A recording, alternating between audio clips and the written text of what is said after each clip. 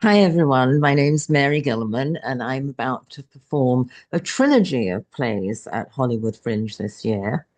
And I came into the Soaring solo community as a writer, not a performer. I first went to one of Jessica's classes pre-pandemic days when we used to meet in the Wildfire Theatre. And she did the meditation, and I did the 8 minutes writing. And then there was the opportunity to go and stand up the front and perform to this quite large audience. And I was really nervous, but I said, Mary, you're going to really regret this if you don't go up. So I took my little piece of writing and I stood up and I read it and I got a laugh. And four shows, and the fifth being written later, that laugh just brought me right into this community. My tip is called authentic voice. Can't remember the second part of it. Hold on. Authentic voice, authentic style. Because I came into a community that, unbeknownst to me, was composed of largely actors and actresses with a lot of experience of playing characters. And one of the other soaring solo tips is about how that can be challenging for actors and actresses because now they have to play themselves. But for me, it was the other way around, that I was surrounded by this richness and all these wonderful diversity of characters and sometimes people in people's lives and sometimes internal representation of feeling states. And it involved in having a particular pose and having a voice. And all of this was pretty challenging to me as a non-actor. So but I gradually began to notice things. I've always been a great fan of those small groups that Jessica runs. It's so great being part of the community, especially during the pandemic. It kind of helped me stay sane. And I go to them whether or not I'm actively writing a show. And one of the things that happens is being given uh, supportive feedback about what you've performed in class. And I would hear over the years the same message. Oh, Mary, your voice is mesmerizing. Oh, Mary, I could listen to you forever. I could listen to you read the yellow pages.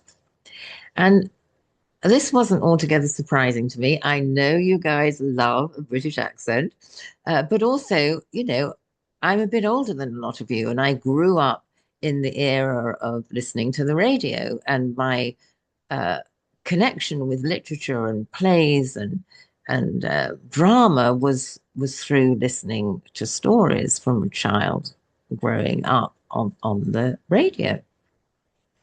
So I wasn't surprised to get that kind of feedback. And then I saw a Michael David and how he had a different style, how his style was just telling a story.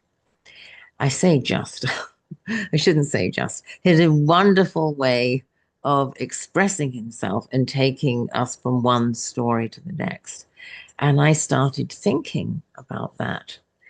And I also started thinking about the fact that once I'd written my first show, which was very detailed autobiographical, very hard to write, but challenging and exciting to write, because I traced my own history with manic depression and being hospitalized once, and how, with a particular form of therapy I was trained in, did I get myself better.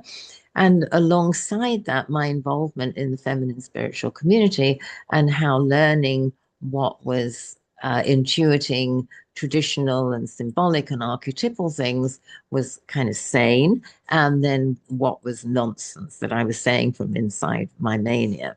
So I got all that into my first show, and I did characters, but they were all different parts of me.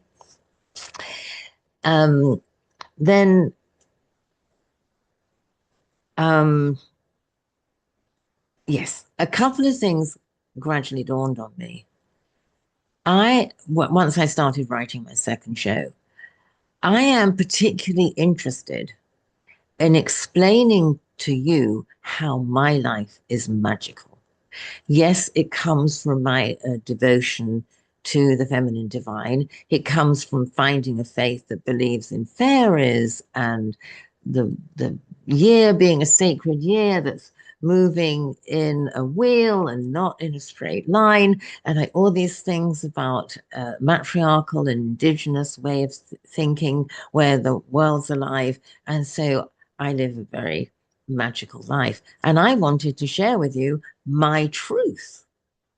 So my truth was best conveyed, I started to realize, by me saying exactly what had happened to me. And if I brought in like fairies talking to me and acting them out, or if I personified different feelings, it's like, well, wait a minute, what's real and what's made up?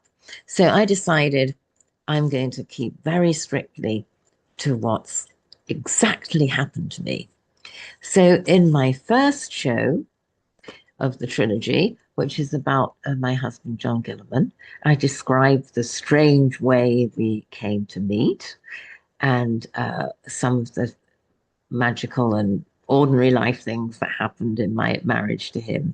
And the second show is about Michael, who came into my house as a young man of 35 as an Airbnb guest, and I adopted him.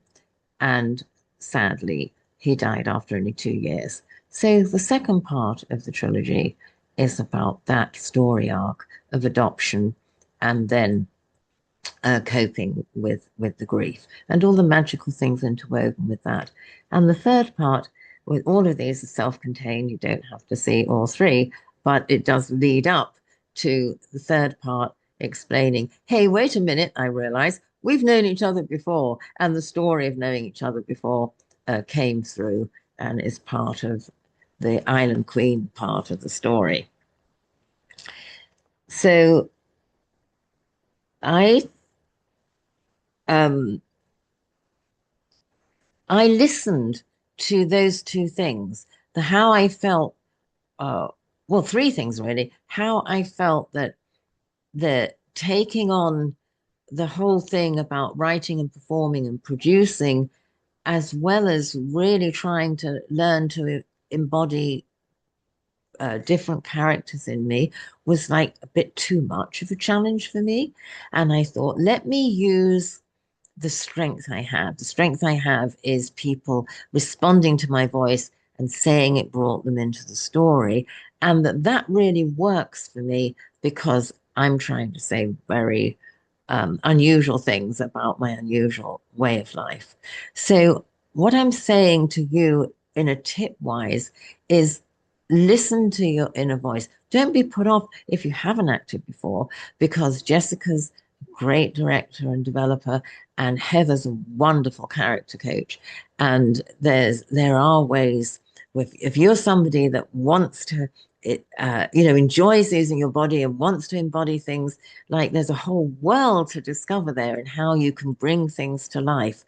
But what I was getting at was, if you notice something where you might want to go in another direction, like, would I have ever found that this was my forte, was sharing stories with the audience in a very direct way, if I hadn't been able to watch Michael David do that? I don't know if I would have found it, and I might not be writing my fifth play.